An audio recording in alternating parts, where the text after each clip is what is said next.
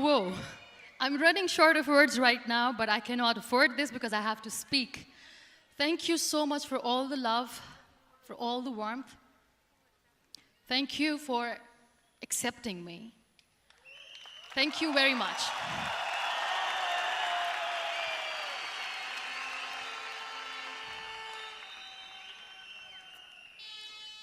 Well, I always start my talk with a disclaimer. And that disclaimer is that I've never claimed to be a motivational speaker. Yes, I do speak, but I feel more like a storyteller because wherever I go, I share a story with everyone. Well, it is a story of a woman whose perfectly imperfect life made her who and what she is today. It's the story of a woman who, in pursuit of her dreams and aspirations, made other people realize that if you think that your life is hard and you're giving up on that because you think your life is unfair, think again. Because when you think that way, you are being unfair to your own self. It's the story of a woman who made people realize that sometimes problems are not too big. We are too small because we cannot handle them.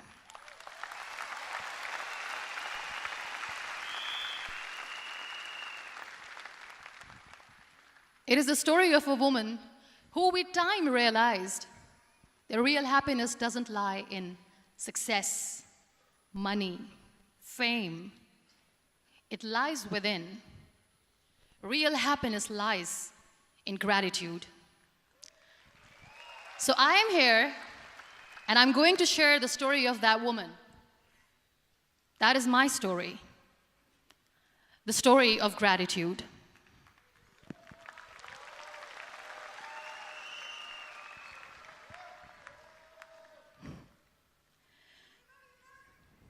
I love you too. I love you all. I believe in the power of words. Many people speak before they think. But I know the value of words. The words can make you, break you, they can heal your soul, they can damage you forever. So I always try to use the positive words in my life wherever I go. They call it adversity, I call it opportunity. They call it weakness, I call it strength. They call me disabled, I call myself differently abled. They see my disability. They see my disability, I see my ability. There are some incidents that happen in your life, and those incidents are so strong that they change your DNA. Those incidents or accidents are so strong that they break you physically. They deform your body, but they transform your soul.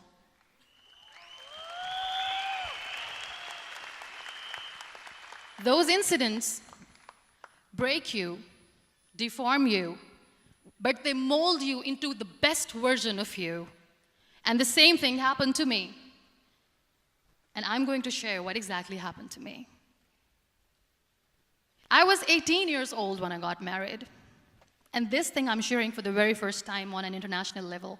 I was 18 years old when I got married. I belonged to a very conservative family, a Baloch family, where good daughters never say no to their parents. My father wanted me to get married. And all I said was, if that makes you happy, I'll say yes. And of course, it was never a happy marriage. Just about after 2 years of getting married, about 9 years ago, I met a car accident.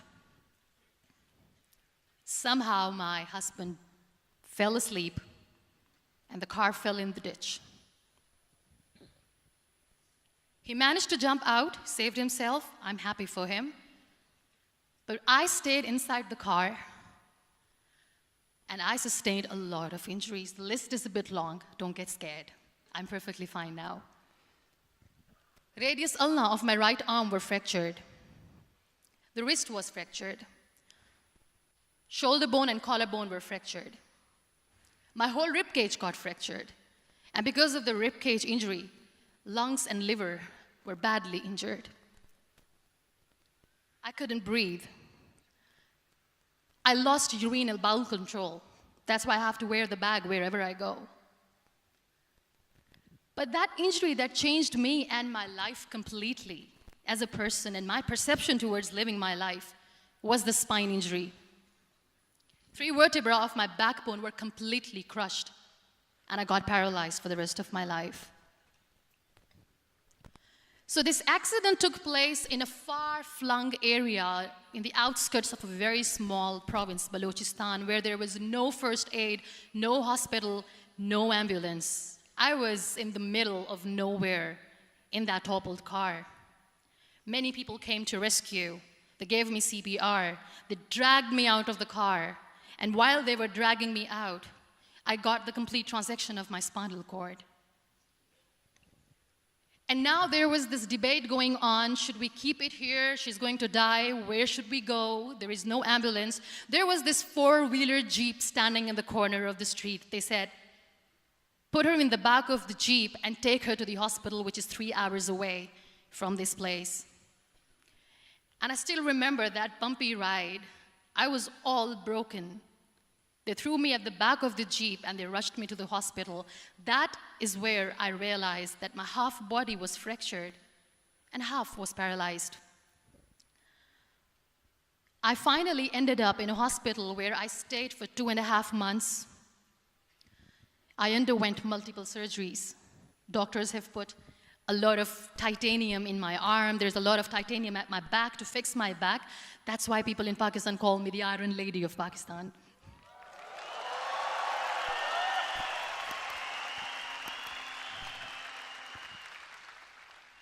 Sometimes I wonder how easy it is for me to describe all this all over again. And somebody has rightly said that when you share your story and it doesn't make you cry, that means you have healed.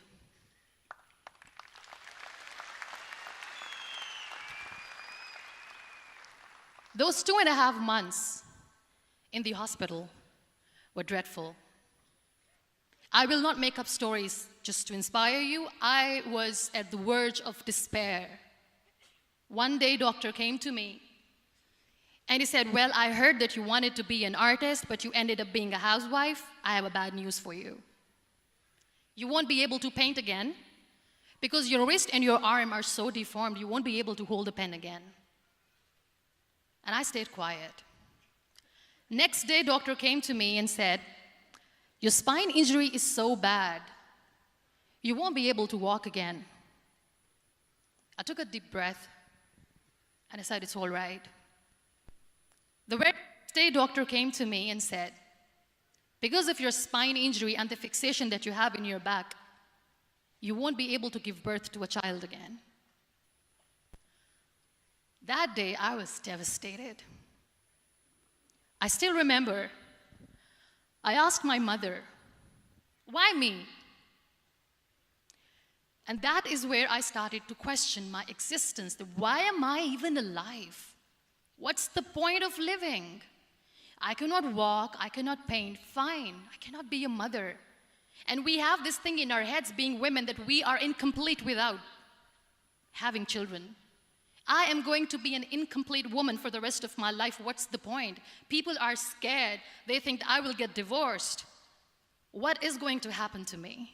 Why me? Why am I alive? We all try to chase this tunnel. We all do this because we see light in the end of the tunnel, which keeps us going. My dear friends, in my situation, there was a tunnel that I had to roll on, but there was no light. And that is where I realized that the words have the power to heal the soul. My mother said to me, this too shall pass. God has a greater plan for you. I don't know what it is, but He surely has.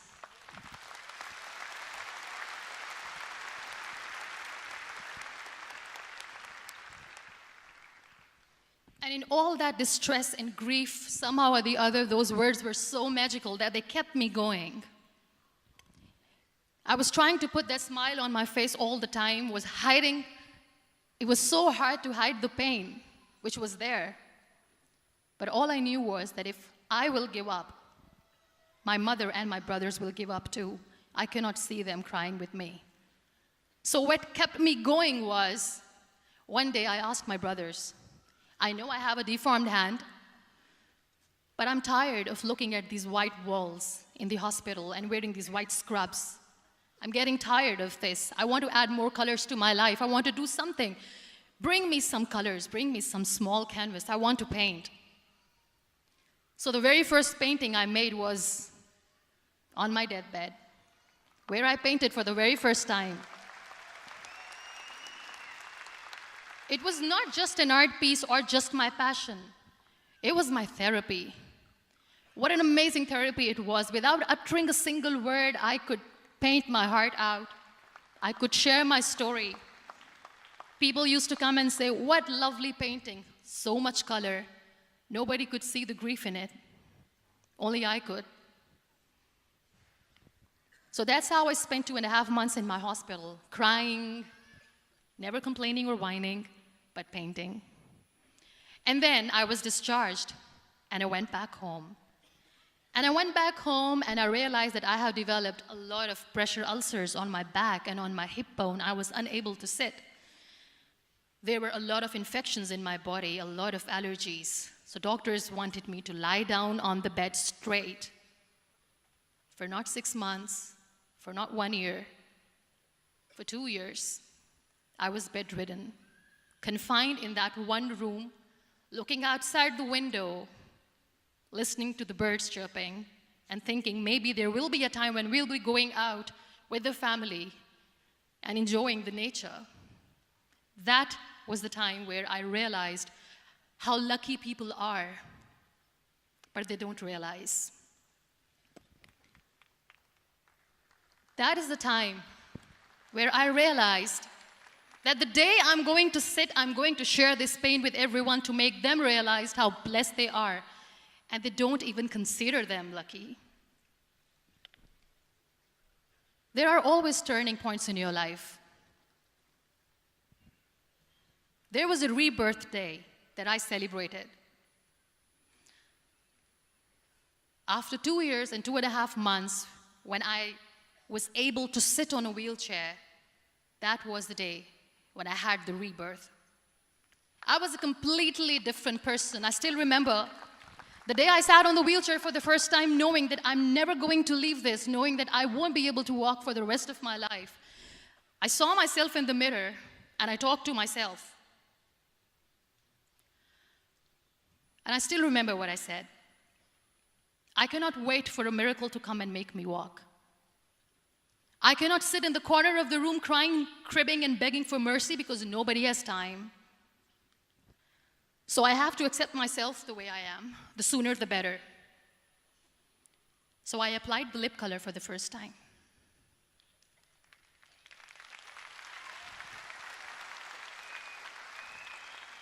And I erased it. And I cried. And I said, what am I doing? A person on a wheelchair should not do this. What will people say? Clean it up. I put it again. This time I put it for myself. Because I wanted to feel perfect from within.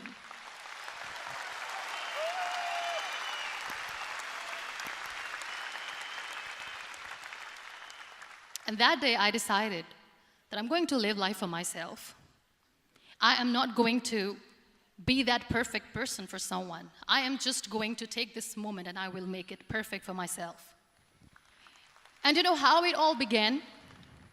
That day I decided that I'm going to fight my fears. We all have fears. Fear of unknown, fear of known, fear of losing people, fear of losing health, money. We want to excel in career, we want to become famous, we want to get money. We are scared all the time. So I wrote down one by one all those fears. And I decided that I'm going to overcome these fears one at a time. You know what was my biggest fear? Divorce. I couldn't stand this word. I was trying to cling on to this person who didn't want me anymore, but I said no. I have to make it work. But the day I decided that this is nothing but my fear, I liberated myself by setting him free. And I made myself emotionally so strong that the day I got the news that he's getting married, I sent him a text that I'm so happy for you and I wish you all the best. And he knows that I pray for him today.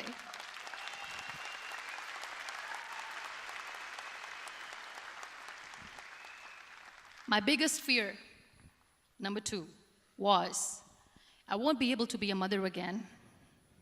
And that was quite devastating for me.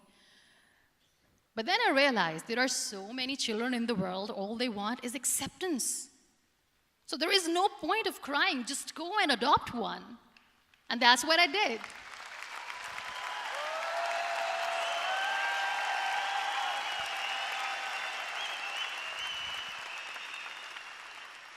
I gave my name in different organizations, different orphanages. I didn't mention that I'm on a wheelchair, dying to have a child. So I just told them that this is Muniba Mazari and she wants to adopt a boy or girl, whatsoever, but I want to adopt a kid. And I waited patiently. 2 years later, I got this call from a very small city in Pakistan. I got a call and they said, "Are you Muniba Mazari? There is a baby boy and would you like to adopt?" And when I say yes, I could literally feel the labor pain. I said, yes, yes, I am going to adopt him. I am coming to take him home.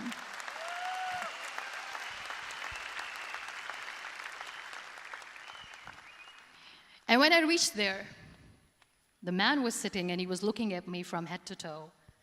And in back of my head, I kept thinking that, oh my God, he is going to say she's on the wheelchair, she doesn't deserve it. How is she going to take care of him? And I looked at him and I said, do not judge me because I'm on the wheelchair. But you know what he said? He said, I know you will be the best mother of this child. You both are lucky to have each other.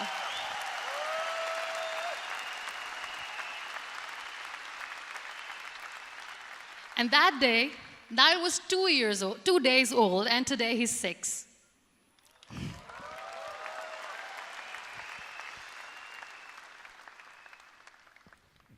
You'll be surprised to know another bigger fear that I had in me. It was facing people. I used to hide myself from people. When I was on bed for 2 years, I used to keep the door closed. I used to pretend that I'm not going to meet anyone, tell them that I'm sleeping. You know why? Because I couldn't stand that sympathy that they had for me. They used to treat me like a patient. When I used to smile, they used to look at me and say that, you're smiling, are you okay? I was tired of this question being asked, are you sick? Well, a lady yesterday at the airport asked me, are you sick? And I said, well, besides the spinal cord injury, I'm fine, I guess.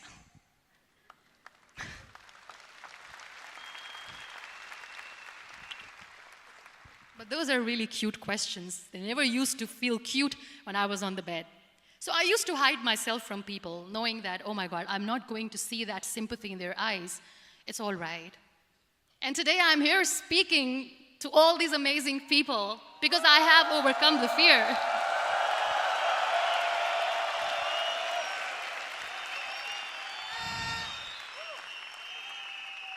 You know, when you end up being on the wheelchair, what's the most painful thing? That's another fear that people on the wheelchair or the people who are differently abled have in their hearts, but they never share. I'll share that with you. The lack of acceptance. People think that they will not be accepted by the people because we, in the world of perfect people, are imperfects. So I decided that instead of starting an NGO for disability awareness, which I know will not help anyone, I started to appear more in public. I started to paint. I always wanted to. I have done a lot of exhibitions. I'm Pakistan's first wheelchair-bound artist. I have done a lot of modeling campaigns, different campaigns for brands like Tony and Guy.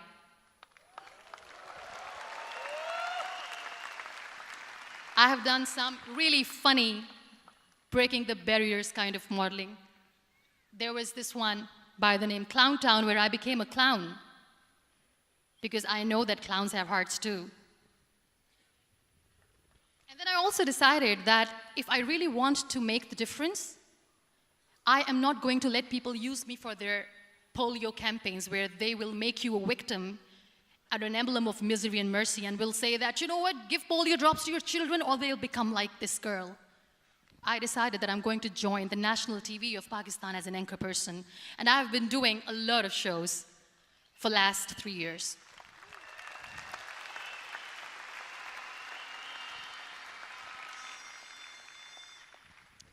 So when you accept yourself the way you are, the world recognizes you. It all starts from within. Thank you. I became the National Goodwill Ambassador for UN Women Pakistan, and now I speak for the rights of women, children. We talk about inclusion, diversity, gender equality, which is a must. I was featured in BBC 100 Women for 2015. I'm one of the Forbes 30 under 30 for 2016. And it all didn't happen alone. You all are thriving in your careers. You have bigger dreams and aspirations in life. Always remember one thing. On the road to success, there is always we, not me. Do not think that you alone can achieve things. No. There is always another person who is standing behind you, maybe not coming on the forefront, but behind you, praying for you and supporting you. Never lose that person. Never.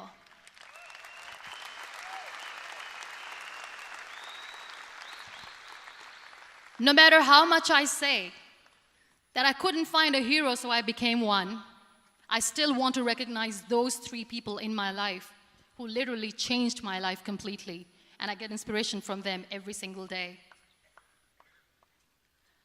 Waleed Khan. Many people know about the terrorist attacks in Pakistan. We have lost many people. And I'm sharing this with a very heavy heart because we actually have lost a lot of people in this huge turmoil of terrorism. These people are barbarians. They do not see people. They're even worse than animals. They have killed people in mosques. They have killed people in churches, temples, even in schools. There was this terrorist attack in Army Public School, Peshawar, where these terrorists entered in an examination hall and they killed our children.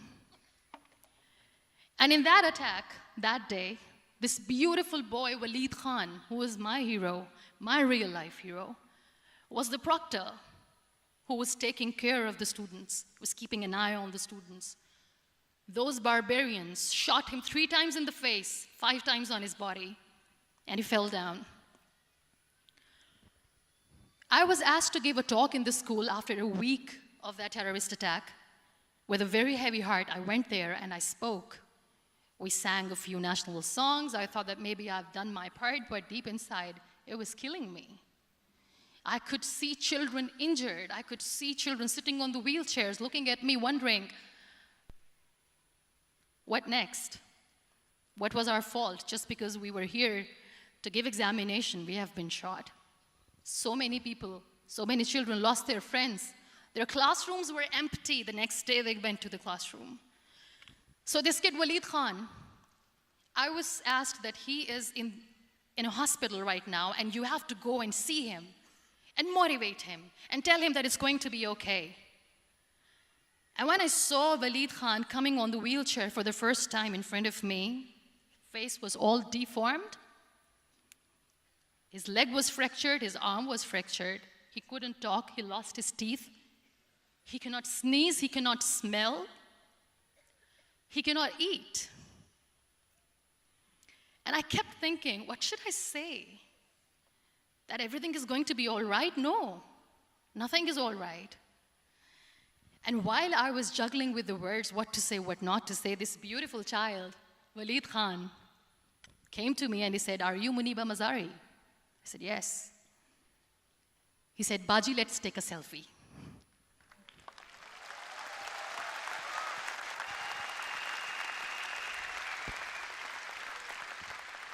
And with that beautiful, toothless smile of Waleed Khan, we took that beautiful selfie that I still have with me. I don't share that here because he was in a very bad shape that time. And that is where I realized that when I was thinking too much about his deformities, he's happy with himself. He doesn't even care. Because today he goes in the same school, and when somebody asks him that what happened to your face, why so many scars, you know what he says? "These scars are my medals and I wear them with pride."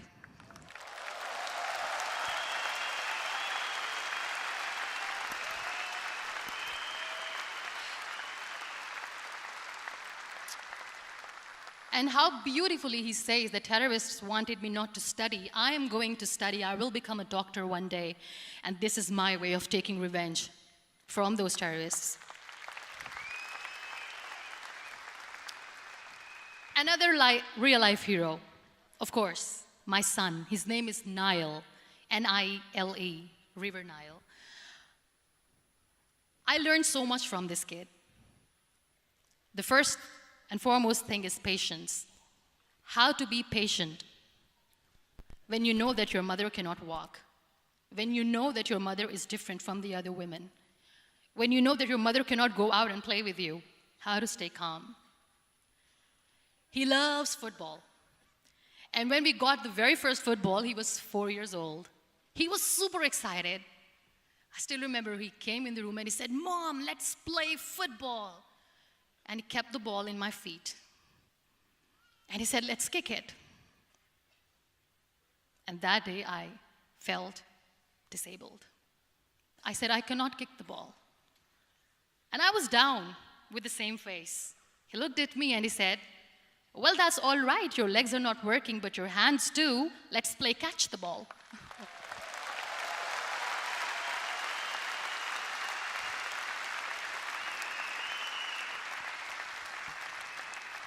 You know what? That day, he made me realize that when you think your glass is half empty, come on, your glass is half full. It's all in here and here.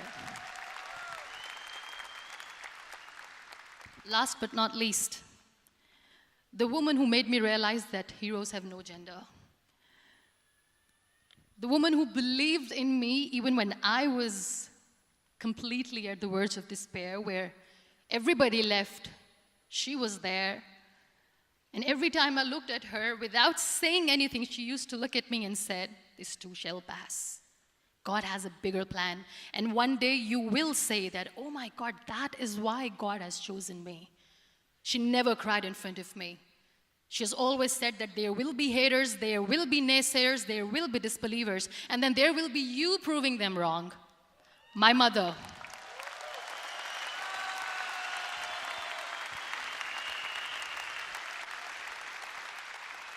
Whatever I am today, I'm nothing without her. I'm nothing without her. Thank you, Mama. I wish you were here. Thank you for making me who I am today.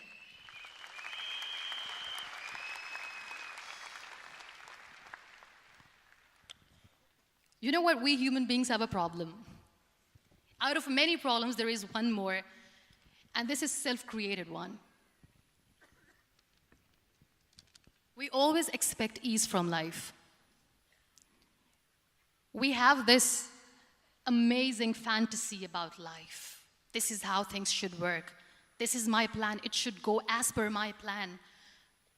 If that doesn't happen, we give up. So my dear friends, let me tell you one thing. I never wanted to be on the wheelchair. Never thought of being on the wheelchair. I was always aspiring to do bigger things, but had no idea that for that I have to pay the price to be where I am today. It's a very heavy price. This life is a test and a trial, and tests are trials are never supposed to be easy. So when you're expecting ease from life, and life gives you lemons, then you make the lemonade, and then do not blame life for that, because you were expecting ease from a trial. Trials make you a stronger, better person. Life is a trial, and with time you realize that.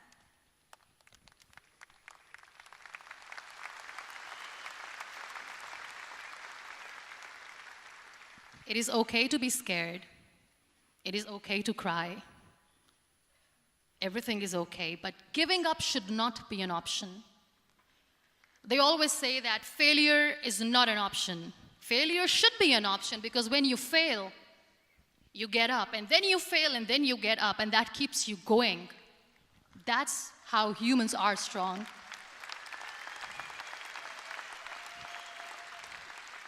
Failure is an option, should be an option, but giving up is not. Never. We have this thing in minds. We call it perfection. We want everything perfect. We want ourselves to be perfect. There is this image in our head about everything.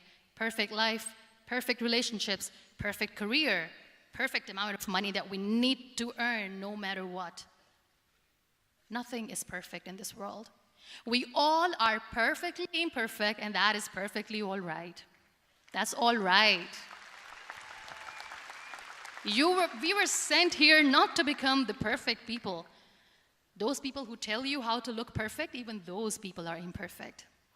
Trying to fight this fear of looking imperfect. I used to be perfect. I still remember. I got this compliment years ago when I used to walk. Oh my God, look at you. You're fair, you're tall, you're perfect. Look at me now. You're still perfect.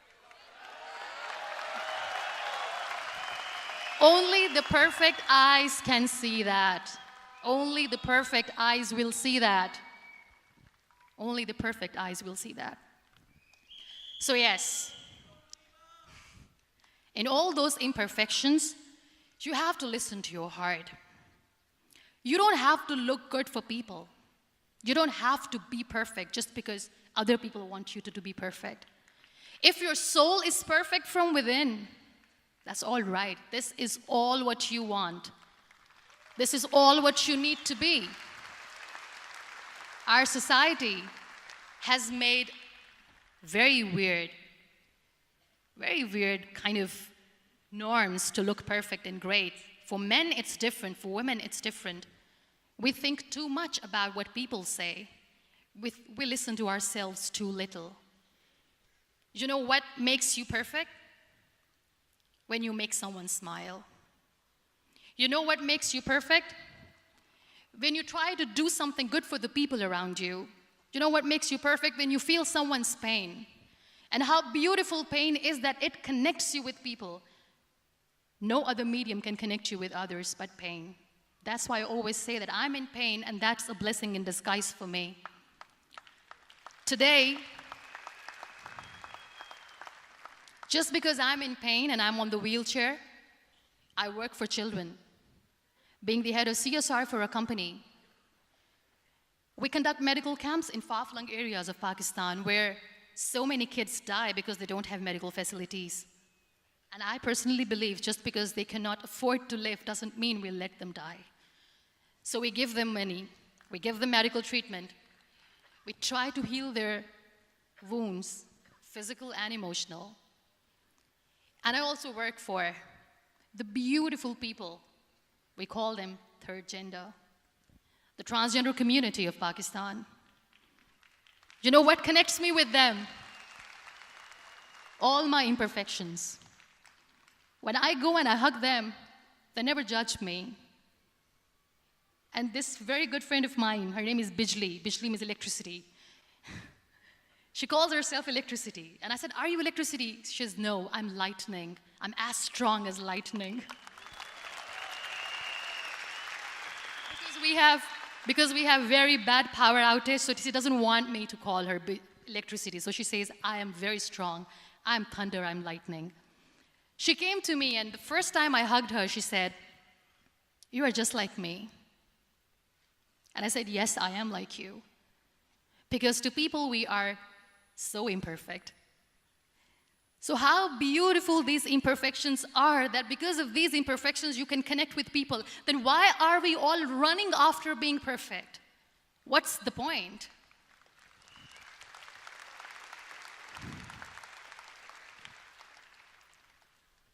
Every time I go in public, I always smile.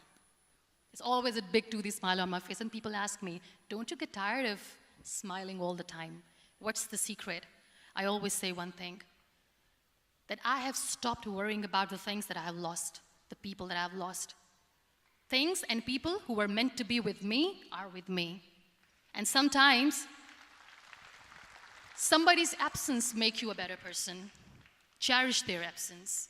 It's always a blessing in disguise. I always say that people are so lucky they don't even realize. You must be thinking, okay, you're lucky in what sense? Well, the breath that you just took was a blessing. Embrace it.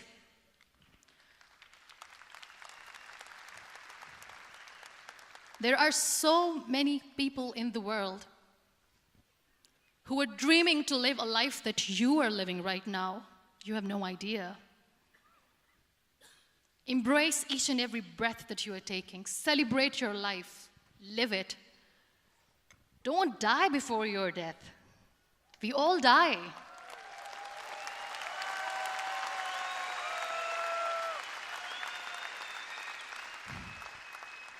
We live this one routine of a day for 75 years and we call it life. No, that's not life.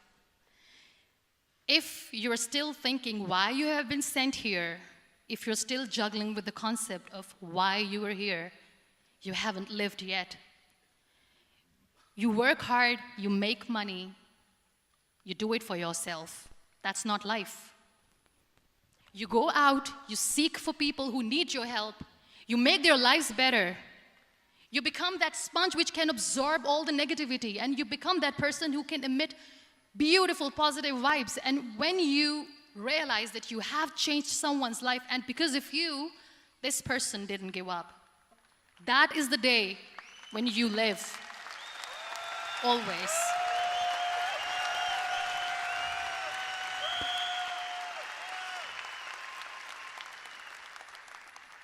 We were talking about gratitude, why I smile all the time. I cry all night when nobody sees me, because I'm a human and I have to keep the balance.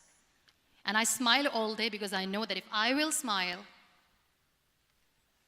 I can make people smile. That keeps me going.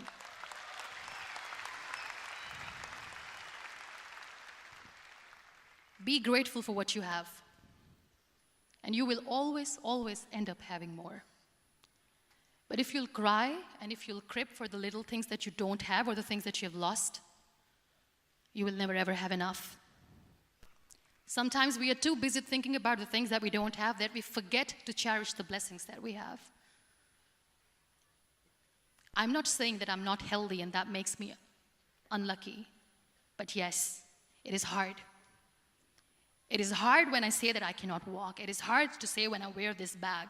It hurts. But I have to keep going, because never giving up is the way to live, always.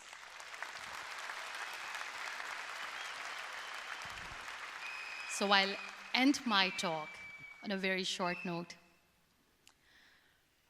Live your life fully. Accept yourself the way you are. Be kind to yourself. Be kind to yourself. I'll repeat, be kind to yourself, and only then you can be kind to others. Love yourself and spread that love. Life will be hard. There will be turmoils, there will be trials, but that will only make you stronger. Never give up. The real happiness doesn't lie in money or success or fame. I have this all, I never wanted this. Real happiness lies in gratitude. So be grateful, be alive, and live every moment. Thank you so much, everyone. Thank you.